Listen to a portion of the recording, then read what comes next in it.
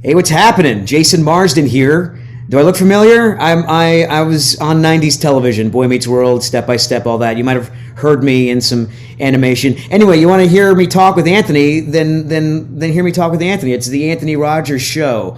His mother named it.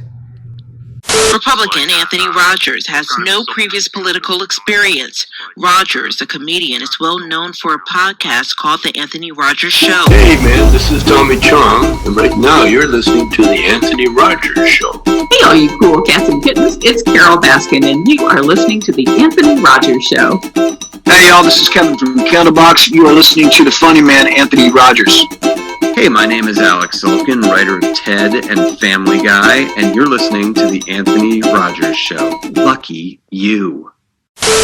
Great addition to your marijuana edible game. Personally, they have other products, but like my favorite of the edibles, CBD Line. Go to cbdline.com. They have these CBD nighttime edibles with melatonin that are amazing at getting you some sleep finally if you have like a mind that doesn't turn off like mine. Also, just their edibles are awesome. I've been eating a bunch of them. They have these little cubes. Eat about 1 or 2 cubes at a time. Pretty good. Go to the website, cbdline.com. Get you some, and tell them Anthony Rogers sent them there. Welcome back to the greatest show in the entire universe. Today we have an absolute legend, Jason Marsden, in a bunch of movies you've probably heard of. His resume is really long. My favorite are probably Goof Troop and Hocus Pocus, but a million movies apparently. How are you doing, brother? Amazing. How are you? Happy Monday. Yeah, you too. Happy Martin Luther King Day, man. Like, Happy MLK Day. Yeah, that speech actually came on last night. Like when I was in the car, and that was just a beautiful speech. And like, I mean, it could be used today too. We need a guy like that today, probably too. Indeed. Maybe we can get it right this time. Yeah, that's it. Yeah, dude. So I was looking at your resume like right before this to kind of put some movies in my head and stuff. So I had some stuff to talk about and content and stuff. And like your IMDb is like the longest I've seen of any actor I've had on my show. I think it's like crazy. Right on. Yeah, 30 plus years of zaniness. Yeah, not many people are working that long as actors. I don't think you have a very blessed career, and like congratulations on your success, man. By the way, before we start this, like you have so many movies, man. It's like a book, like literally. Oh, thank you. No, there's more of us than you think. There's those of us who a lot of actors start as kids, and Kurt Russell, one of them, Jodie Foster, and move into superstardom, and there's people like me who are just working class actors that are thankfully still plugging away at it in this crazy industry we call showbiz. What was working on like Goof Troop like? I mean, that's like a cartoon and stuff, so I mean, imagine audio, but like what was that an awesome experience? I haven't seen that. I saw that as a kid, and that was like a legendary movie. Speaking of Goof Troop, you're gonna wear those sunglasses the whole time? You don't like my glasses? No, I'm jealous. Like, how do I get that app on my? It took me a second to realize. Oh, those are digital sunglasses. I just gave away the magic. I think the hat. I think the hat's more ridiculous than the glasses. I like that you pointed out the glasses first. Like that. Like that's the problem. No, that's not. It's not a problem. I'm just jealous. I'm like, that's amazing. And if I had my son has a Pikachu hat. I should have worn it as well. Good vibes, Just I look aggressive with this giant beard, so I just put on like a Pikachu hat to offset it sometimes. Like, I want him to think that I'm cool and not so much of a Viking. I'm going to soften it with a Pikachu hat. No pillaging, No, I promise, no pillaging today. Oh, good. Hold on, let me get my Spider-Man cap. You have a tail? Does your outfit have a tail? It's a onesie, yes. That's crazy, man. I didn't expect. This is already insane. Here we go. People listening to the audio have no idea what we're talking about, but if you watch it on YouTube, we both look like 30-year-old children. All right, now I feel okay. We can continue. I'm glad you're taking it more seriously now. I was worried at first, like. Goof Troop. Okay? So Goof Troop. I know you meant a Goofy movie. Sorry. Yeah, I meant a Goofy movie. Yeah, you're right. No, to give credit where credit is due, Goof Troop was Max was voiced by the late great Dana Hill, and then I did the voice in the movie, a Goofy movie, and yeah, man, it was outstanding. I was a big Disney nut anyway, and how much closer can you get into Disney fandom than being the son of one of the most iconic characters. And I had never worked on an animated feature film before like that, and so that process was unique and new and fun. And then, 25 years later, people covet it. I mean, not covet it, but they cherish it. They still love it, and there's like all this insane merchandise around it. I don't think there's any other film from the 90s that is still that has maintained so well by the fandom. So it's pretty dope. That's crazy. And you also were in one of my other favorite movies, Hocus Pocus. Like that's one of those movies that like I didn't know how many people saw that till now, I guess. Because like as a kid, I watched that probably like 30 times when I first got it. I rented it one weekend, and like we watched it once. We're like, what? This is awesome. Yep. Just kept watching it, like my Right? sister and I. And then like now it's like, I mean, that's like a legendary film to people now. I didn't know how many people that impacted. It's crazy. Yeah, the same. That's another movie. Like again, like 20 some years later, like when Goofy movie came out, in my recollection, it did pretty well.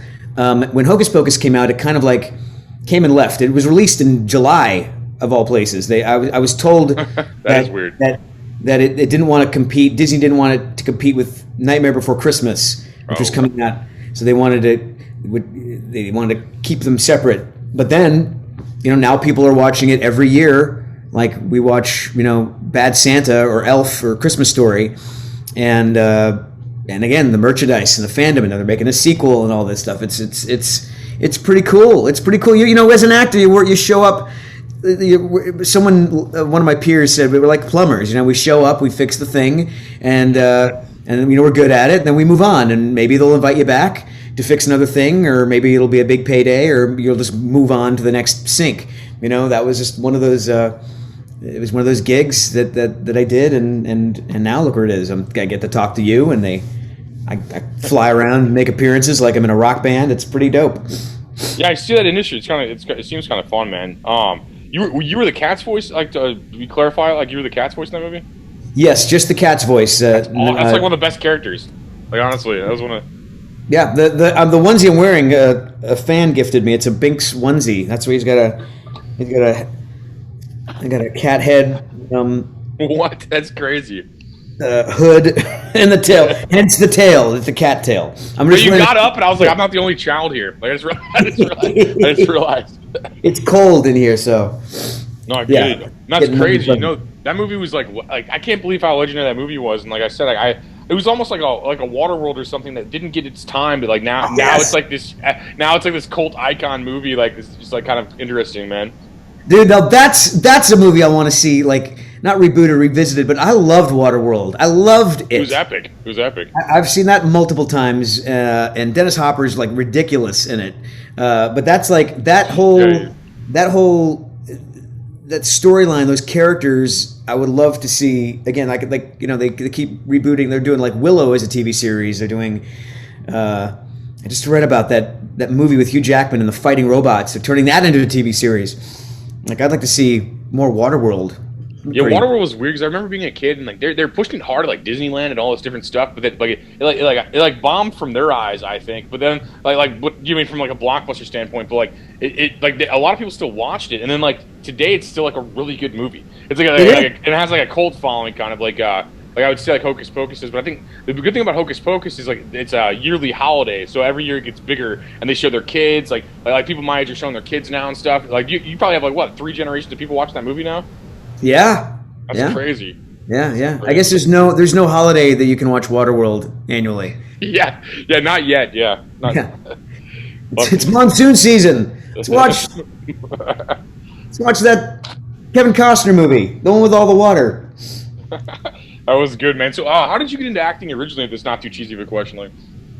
I was 11, and we had moved from Rhode Island. I'm from Rhode Island originally. We moved from the East Coast to California. My stepfather was teaching ballet at Fullerton College, and someone suggested to my parents that they should get me in acting. They said like, oh, he's cute, he's adorable, you should send him to this workshop, get him an agent, and that's exactly what they did. I went to a workshop.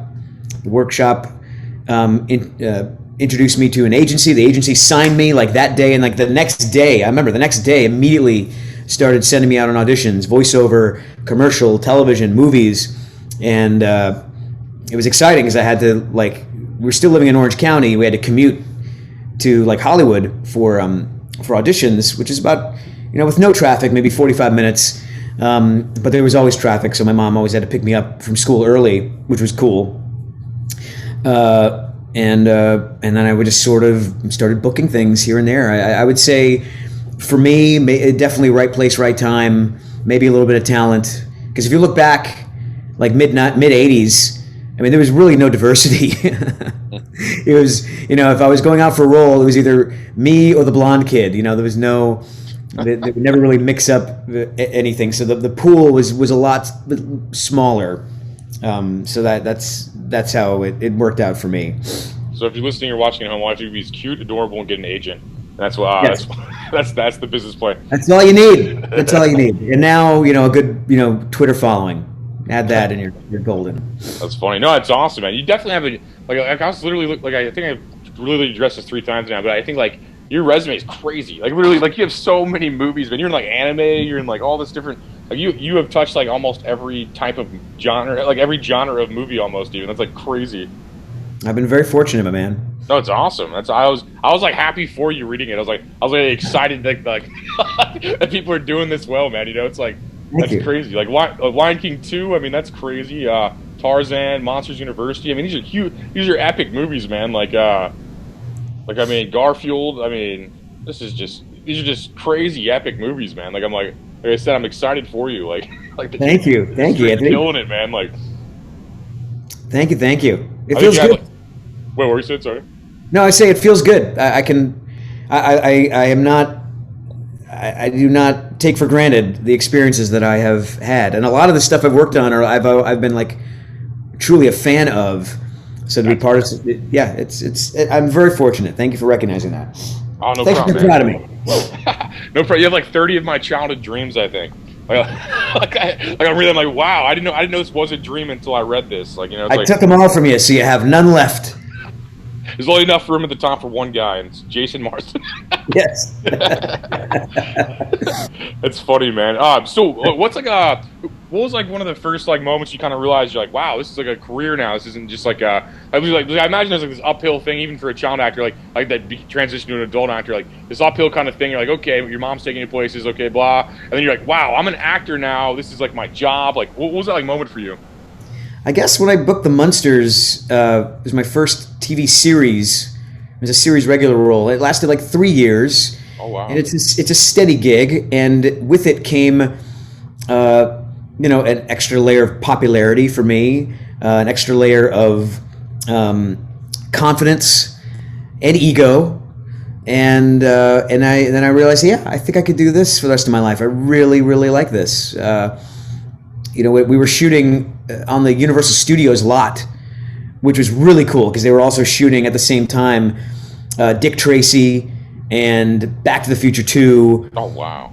And Indiana Jones and the Last Crusade. They were doing all this cool shit, and I'm when I wasn't working, if I didn't have school, I would just walk around the back lot like it was a playground, and I got to bear witness to a lot of this stuff being filmed. So being part of that and watching the process was also intoxicating. It's I definitely want to.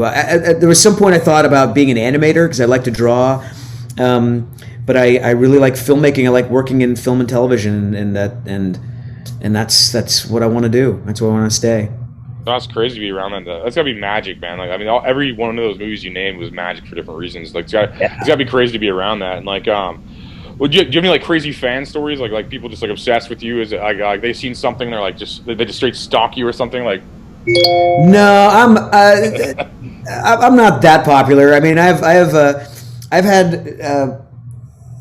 had some people show up to my house, but it was harmless. Nothing nothing life threatening or awkward really. I have fans who have found my home address and they'll send me fan mail by home address, which makes me uncomfortable. I have a PO box and I make it clear no, please send stuff there. That's where I have it's a fine line. Just I want to feel like home is my sanctuary and not have to worry about that. but no, I've never had any crazed experiences. I think, well, okay, in my memory, I remember my agent calling. This is decades ago, saying there was like a death threat, but which was obviously harmless, a ruse, but they had to take it sort of seriously and let me know. But I think maybe they thought I was somebody else. So I was like, me? Why would what me? Yeah, you are a weird person to death threat. I think like you have just a positive energy. It's kind of weird to want that. Yeah. I liked you in Boy Meets World too. I almost forgot about that.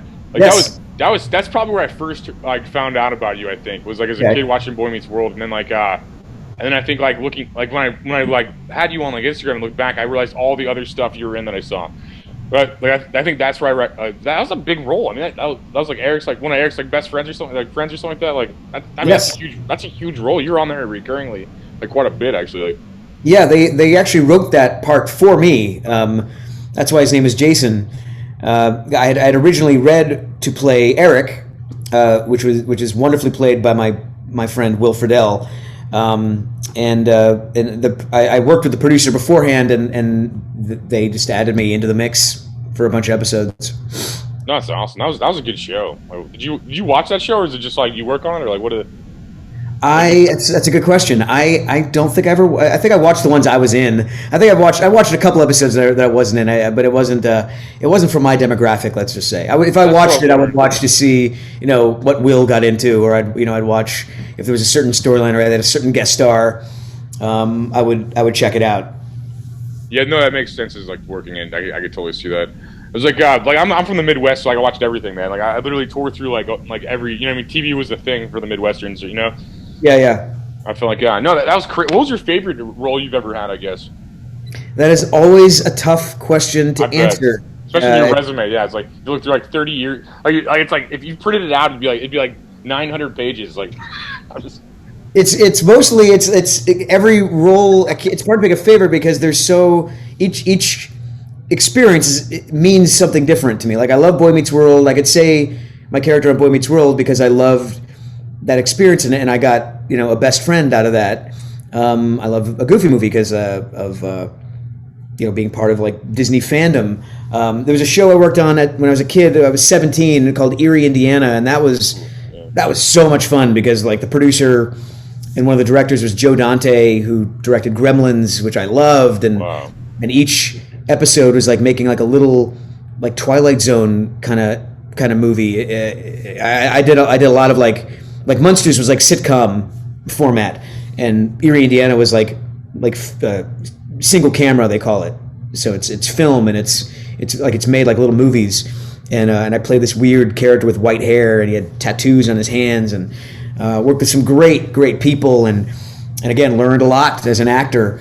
So that those are like top 3 rise to the top experiences for me.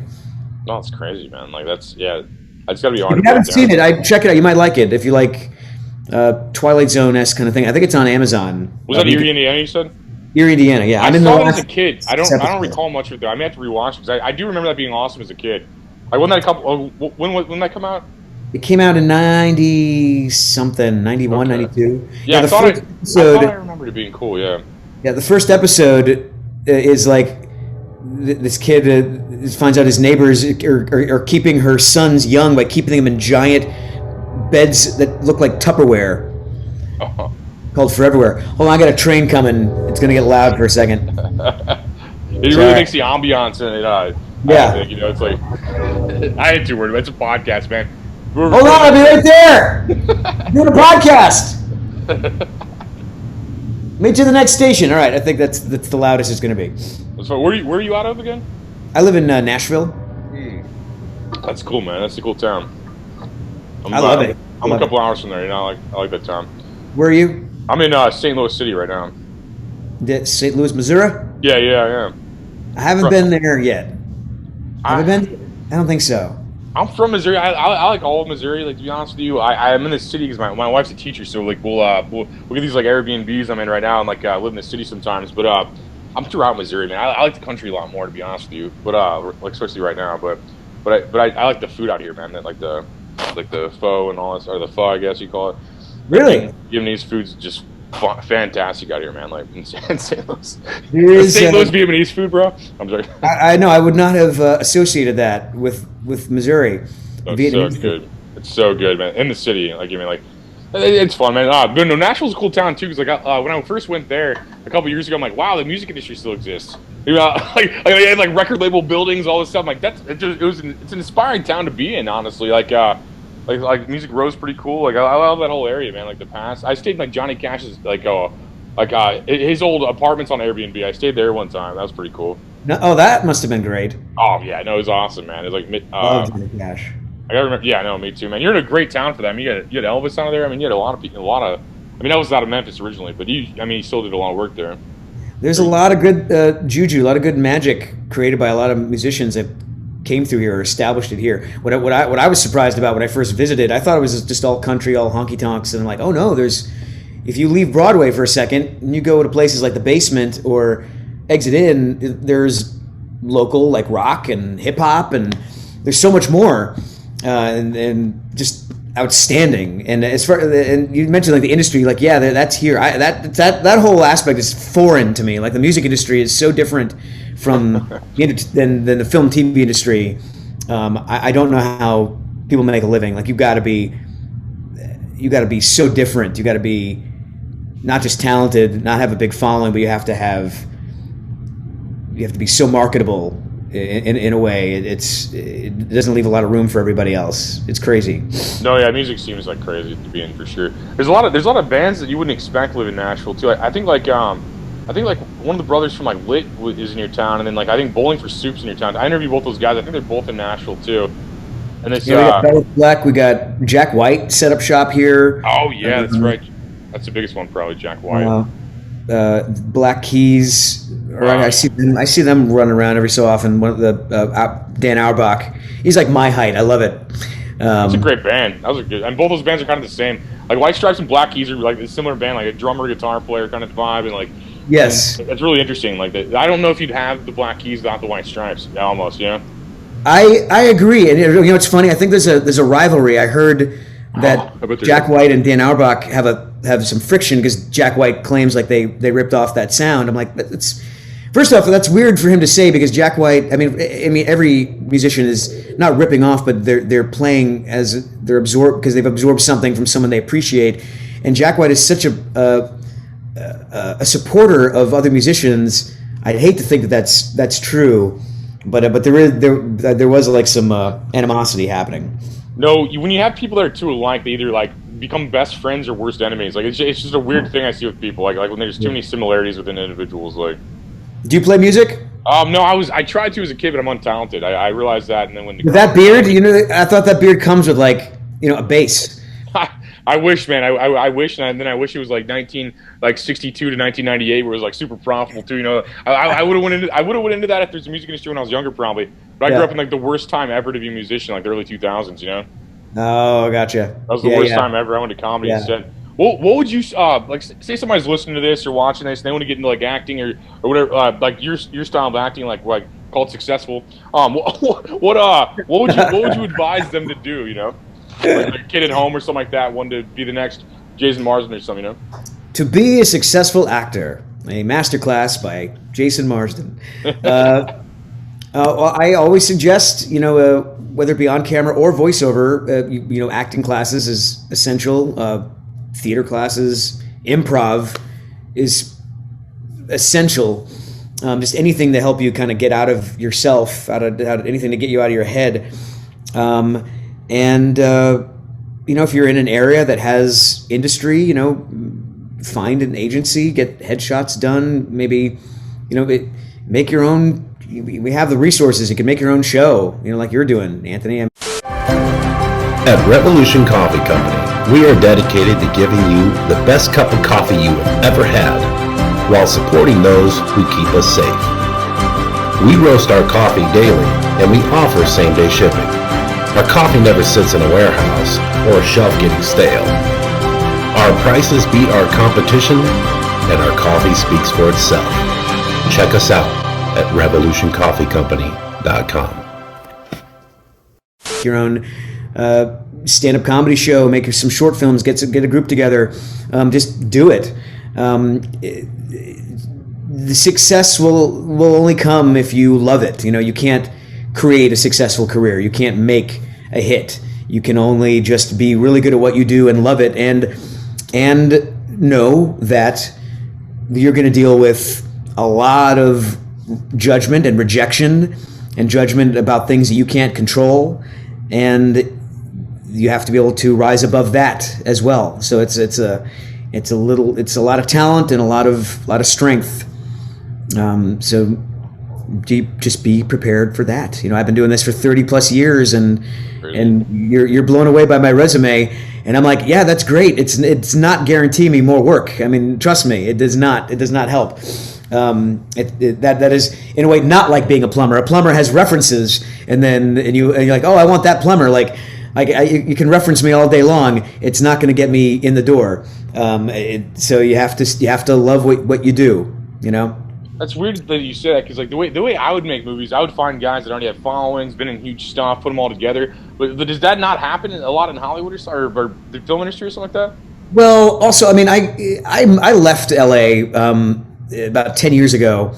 It was a conscious choice, and I knew I was going to sacrifice a big part of my career by doing that. Even with voiceover, I was still expected to commute to Los Angeles to work, which was bizarre. Yeah, you can box that stuff, man. Like. Yeah. So and I mean, for me, the pandemic was actually fruitful, because now they don't care. Now they're like, who's got a home studio? So it's the pandemic's actually, I've been working more than I have since I moved here. So I think I lost track of your initial question. I went on a rampage. You brought up a great point, though. I think the pandemic did push us, technologically where we already were, 10 years ago, but people didn't realize. I think, the older people, the 15, 60-year-olds that have all the money and stuff and run everything didn't realize that, how easy this was for everybody to work remote. And they were like, we see these office buildings and all this stuff that they didn't have to for, 20 years probably. It's like... Exactly, yeah. That's now we can do it from our house. And now, even the on-camera auditions are mostly... like this, I'll audition for, you'll be the director and I'll do my thing over here. There's hardly any, in-person stuff these days. Yeah, that's kind of crazy. I don't really like that as much, but I mean, hopefully that's over by March or so. I don't know. I'm getting annoyed with it, but hopefully it's over. Are you doing in-room stand-up? Are you doing not as like you'd think. I do I do an open mic every Wednesday for fun and to kind of build up comedians there and kind of scouting / building up comedians for touring through. And I'm building a school bus to an RV, so I'm about to this summer probably. I'm getting back into it this summer, and I just didn't want to fly and didn't want to do all these. Everything just became a chore. I felt like it just became like 7 layers of other things I don't want to deal with, and sure, being bossed around by a 17-year-old telling me to do all this stuff, and it's I'm getting a bus. It's I just didn't want to. I don't know. Good for you. Yeah, you're both of we're both surrounded by many cities that are homes for comedy. So there's no need to hop on a plane every second. You can easily tour on a. I hate flying. I've always wanted to get a bus.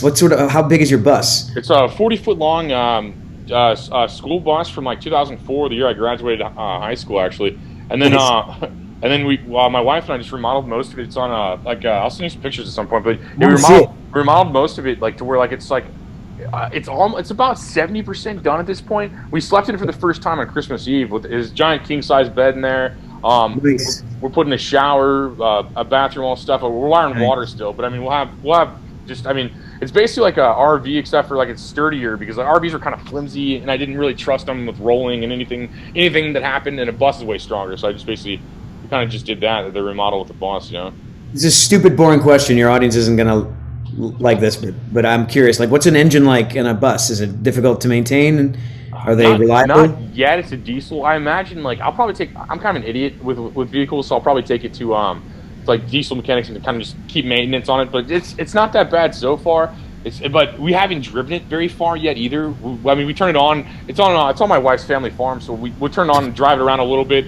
And on within there, if we have to move it or something for a second, but it's not legal yet, so we haven't been driving it that much. But we'll know more. I'll know way more about that once this summer when I'm driving it for the. That's cool. I have a few Burning Man people who live around here, and there's like passive regional meetups, and one guy has a bus and totally decked up, painted it purple, ripped all the seats out, made a nice little cozy hangout at these events. Oh, it's rad, man. Yeah, no, I mean, the stuff there is nicer than my apartment, man. Like the sink I have, like all this stuff. It's like the washer dryer in one unit. I mean, this stuff I didn't even know existed until we started building a bus. You know, it's like it was just like it was definitely interesting, man. Like our fridge is like nicer than the apartment fridge, probably. You know, it's just like Sure. it's just I don't know, man. It's like a private. It'll be like a private jet when it's completely done. Right now, it still looks like a work zone a little bit, but because it's all. I hope I get to see it. I hope you drive it through Nashville and I get to see it. Well, if I do, I'll know you, man. Yeah, and I'll challenge you to do stand-up comedy with me in some city for fun. You know. Sounds great. Acting probably transfers well to that, to be honest, man. Like you're a public speaker all the time. He's like, I feel like. Yes and no. I mean, I have been doing open mics mostly because I love stand-up. I am curious to see if I can do it, and it's a good exercise, but it's terrifying. It is terrifying. It is That's so. why I like it. It's I'd say it's different than acting. I mean, like, and I'm not negating my experience, but most of my career was like sitcoms. So all the jokes were written for me, and they bring in the audience. The audience is warmed up. Like, you go do stand-up, you do an open mic. You're naked pretty much. You're vulnerable. And not everyone laughs all the time, and stand-up comedians are very different than actors. I find they're a lot less egotistical and a lot more vulnerable, and I'm kind of in awe of them. I'm in awe of what they do, but I love it. I wish I had time to dedicate more time to it, because I do want to get really good at it. I'd love to get to the point where I'm comfortable enough to at least, I could probably put together a 5-minute so far, but I'd love to at least have a 15-minute and tour as well. Go different cities and try it out. If I book someone in Nashville, I'll let you jump on a set for fun, man. I think that'd be funny, honestly, man. I think it'd be kind of cool to see what you could do. I like that it is terrifying. It never goes away. I've been doing this for a couple years, and it never goes away. Every time it's crazy. You'll freak out. If you're like me, you'll freak out, write all this stuff in case of every scenario, and then not use any of it. That's basically what I do every time. I'm like, oh man, if like 2 hours before, I'm like, oh man, what if this happens? I'm like just writing everything, and then you go up there and just never use anything I write. It's yes, weird. Yeah, I do the same thing, and then I've had to desperately try to keep myself from turning on the audience, which is something you should never do. That's funny sometimes to me. Yeah, I don't know if it is to them, but it's pretty funny to me.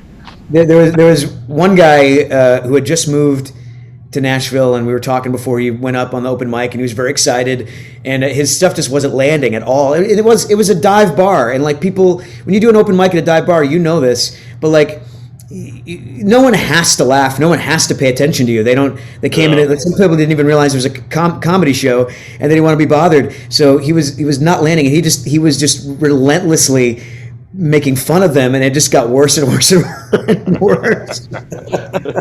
No, yeah, dive bars are the hardest. That's what I like the best. That's where I do that open mic night thing on Wednesdays, and we kind of scout people. And then I'll book ones on weekends sometimes, out here in St. Louis, just kind of for practice and fun. I don't really charge them money because I'm close. I don't ever charge. I'm like, if I'm 5 minutes away, I don't really care. They'll give me stuff still. They'll offer money and offer drinks and stuff. I just don't. But no, the bar's are the funnest spot, because you're right. No one cares, and I love it. It's like hard mode. If I go to a comedy club, I could probably just stall and use weird tactics and everyone would just laugh the entire time, because you have the light on you. They're in the dark. They have the 2-drink minimum. All these things just make it easy for anyone, I think. You could just be awkward and they'd laugh the whole time. But I think a bar, you have to literally get in their head, make them pay attention, make them feel stupid for not for talking over you. I'll do that. If people are talking, I'm like, oh, I'm sorry to interrupt these guys back here. It seems like you guys are having a really good conversation. I'll wait to be the best comedian in the room until afterwards. I'll do some shit like that. Some bullshit routine where it's arrogance plus being funny and shit. And and then jokes to get out of it's easy too.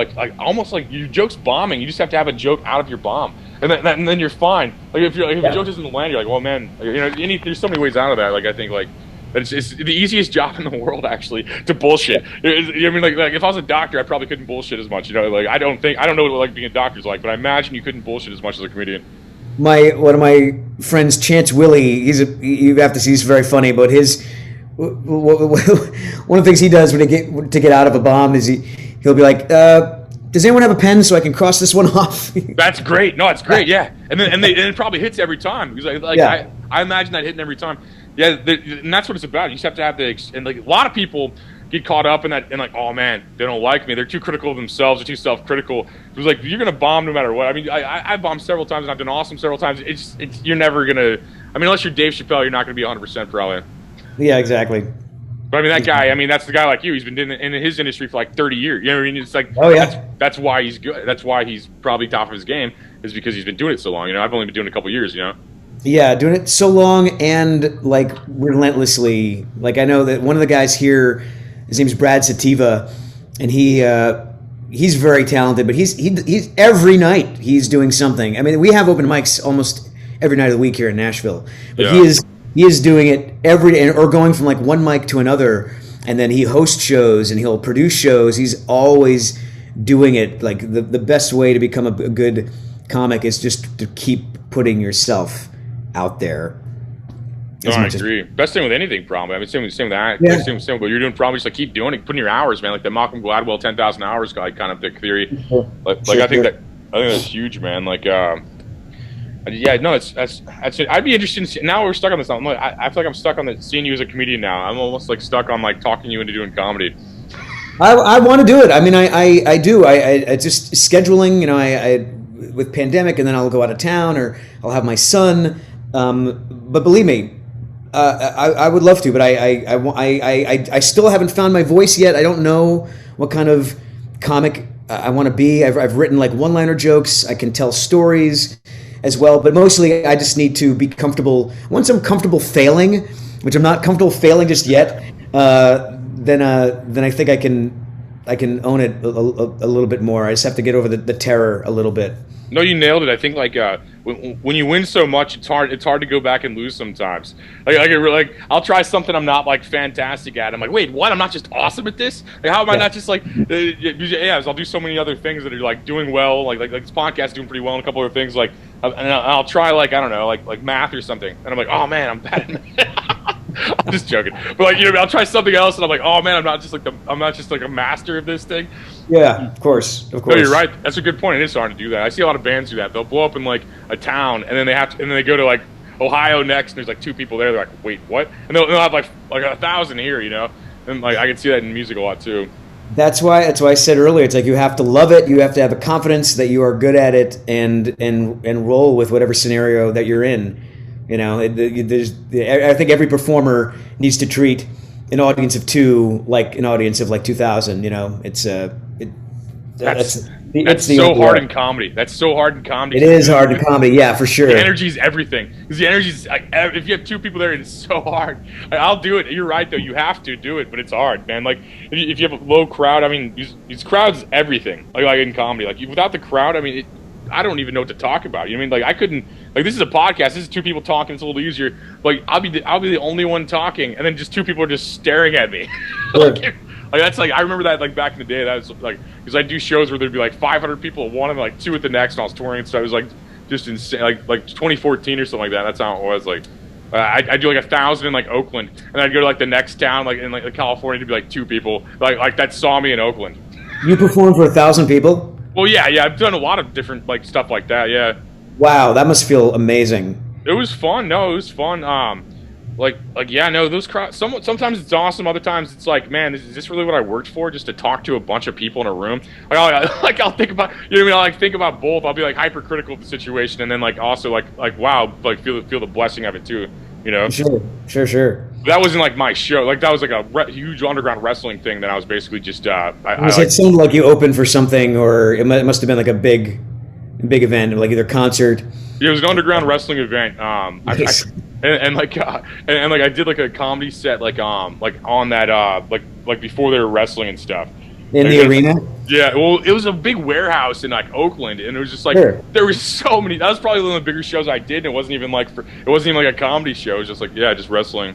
I love those underground wrestling shows, man. There was one that came through my city. I used to live in Gladeville, Tennessee, small conservative town, and in the church in the rec center across from the church, I saw posters like wrestling. I'm like, you're joking, like for real? So I took my son, and it was very redneck, but it was glorious. I mean, they had the characters, and they had the manager with the metal suitcase that he would come in and then like hit the other guy with the suitcase when the other guy wasn't looking. The audience was like, hey, ref, pay attention to this guy. It had the same energy of the WWF that I grew up watching. Yeah.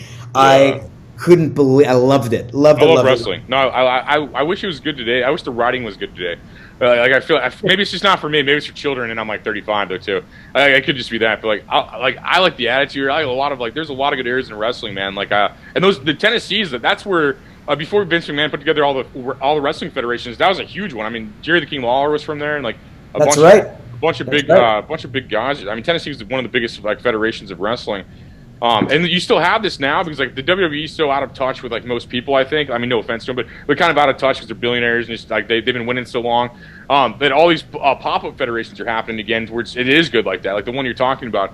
And I love stuff like that, man. I've actually done some shows. A couple of them have tried to do comedy, like Rob Van Dam. I did a show with him, RVD or whatever, in Illinois, I think that was Illinois.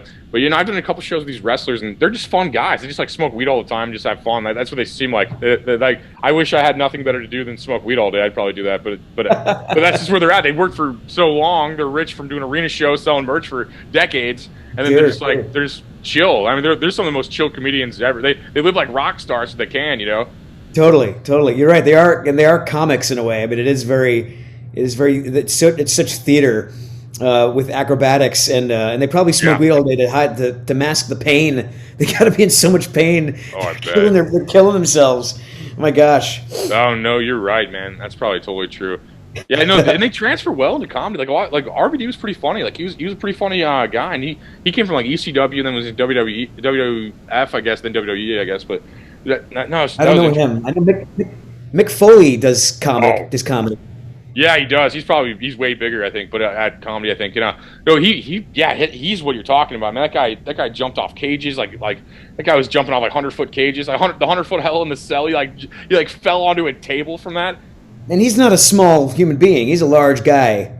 Yeah, that can't be I saw a documentary about the WWE, the Vince McMahon stuff. It's they make lots of money. They don't really take care of their performers. Like if they get injured, they're kind of done, and there's no legacy fund for them. And then we get people like Jake the Snake, who turns to drugs and nearly kills himself in that respect. So that makes me sad. I hope the newer pop-up federations are doing better with their performers, because they should.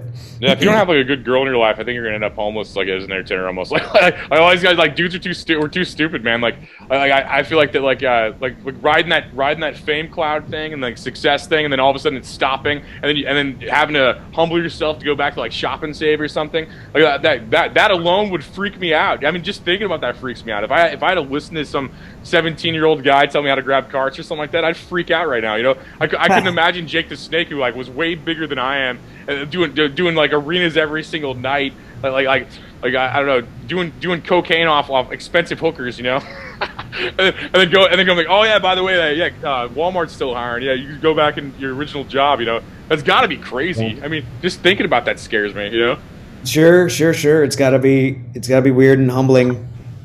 And I think a girl or a good relationship or whatever, I think that's the only way to really save these people. I mean, to balance them out to where I'd be living I'd be interviewing you from a cardboard box right now if I didn't have, I'm just not that, I'm not that about the material or anything like that, but a girl kind of balanced me out and I look like a human being again, Yeah, so you base your success and who you are based on your relationship? I'd say that, yeah, I'd say my wife, yeah, no. I think it's my ambitions in me and stuff, but I think the balancing me out and make me seem less crazy is like being married and stuff. Yeah, it was the love of my life, probably. Yeah. I love that. I'm happy for you. I'm glad that she saved you. Yeah, I'm just I mean, look at me. I'm a teenager, man. I'd be way worse. I'd be way worse. I'm 16 forever type dude, Totally. And that's how I find guests. Your movies were so good, so awesome to me as a child, man. That's why I reached out to you. I think 20,000 times to have you do this interview. Literally, it's so epic to be able to talk to you. This is happening every day too. It's crazy. You guys are. I mean, this is just Like you should say no to this show. You're too big for this. I feel like, but it's cool that you would take the time to do this. And like I hope you didn't anger your agent or anything, or anything like that for going backwards in your career. But it's just like, I mean, that's just how I feel, man. It's like I feel like this is just an epic kind of thing. And like if you guys are listening or watching this, you should check out Jason Marsden movies. Look him up on IMDb, and if you have 14 years straight to kill, I check out all of his movies, his TV shows, all of your work. I mean, binge all my work, starting from the 80s. And watch me grow, everybody. That's crazy to think about. People can though. You literally grew up on television, man, and that's that's kind of crazy to think about, man. Like it is crazy, and now like it's on the internet. So like my grandkids, can see me at 10, or at 11 o'clock at 11 doing weird shit. Yeah, it's pretty nutty. Yeah, I couldn't imagine coming into it as a kid. Like I feel like I worked a little differently to where like if I would have got successful young, I probably wouldn't be here today. I'm kind of a fool. I probably would have messed it up somehow. Yeah. like you dealt with a lot of stuff really young, man. I don't know if I could have, dude. I that would have went to my head. I had an ego without accomplishment in my 20s. You know what I mean? I had zero accomplishment and had an ego. I couldn't imagine actually having accomplishments in my 20s. Maybe there was just part of being in your 20s. I definitely had an ego. I didn't have I had an okay support system, but I was also like an only child, and there was some arrogance. There was definitely some arrogance happening, and a lot of anger in me at that time. I think we all kind of go through that. Luckily, you actually had accomplishments though, so I can see a guy like you falling for the ego thing more so than like. Well, I at 20, I had nothing going on. I didn't have anything going on until like 28, probably. Like so it's just like I couldn't even. And then by that point, I'm like ego just seems disgusting. By like your late 20s, early 30s, you're just like I got a little smarter or a little wiser, I think. Where I'm just like, oh man, like maybe I should take everybody seriously, Like, yeah, no, definitely. I don't think an ego is disgusting. I've embraced my ego. Like I recognize I have one. I like attention. I kind of get off on that, but there is a difference between like ego and arrogance. And I'm not. Sure. I'm not above, humbling myself, or saying like, okay, maybe I'm not as good as this person, and maybe I don't deserve, what this person has because he or she had worked a lot harder for it than I have. So I will, if I want to get to that point, I'll, study this a little bit more, work on myself. I'm not above working on myself continuously to be kinder and also, own my ego. No, yeah, I think you're right. The separation between arrogance and ego is a good point because, like, I think like I was way more arrogant. Like your ego gives you confidence, I guess, like and stuff. Like if you, but I feel I only bring that out when I'm challenged. Like most of the time I'm a very nice person, and and I can tell you're humble because you're on this podcast. So like a person who's not humble wouldn't say yes to this show. But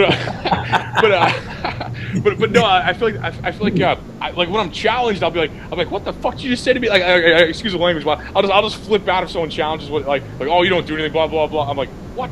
I'll flip out, but outside of that, I don't care. I literally don't care. If you tell me I don't do anything, I'll flip out. But like every time somehow, it's like a trigger. But I feel like outside of that, I don't even. I mean, it's a childhood dream to have a show like this where I can talk to. I had a guy play Michael Myers last week. I have you today. It's like this is like crazy to me, man. Which guy? Yeah.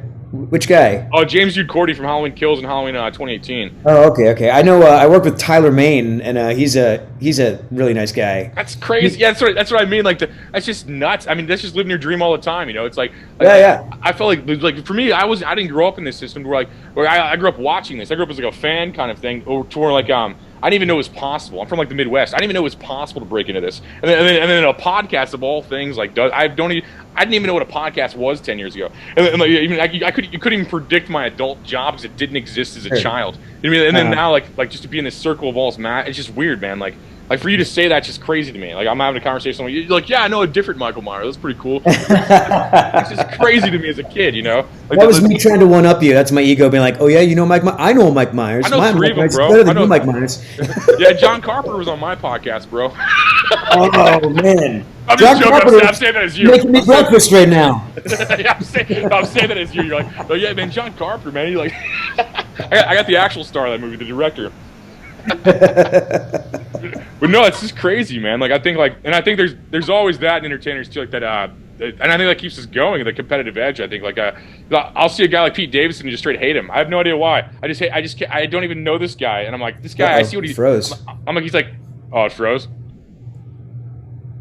Hold on, you froze for a second. It might be your connections that did it on mine too. Uh-oh. I can edit this where it doesn't matter. Did we lose everything? No, it's still recorded and stuff. You're frozen. Okay, that's weird. I don't know what to do. Well, hang on, maybe stop. Yeah, and you're working on a new show now, you said? Yeah, I have a pet project I do called the Mars Variety Show.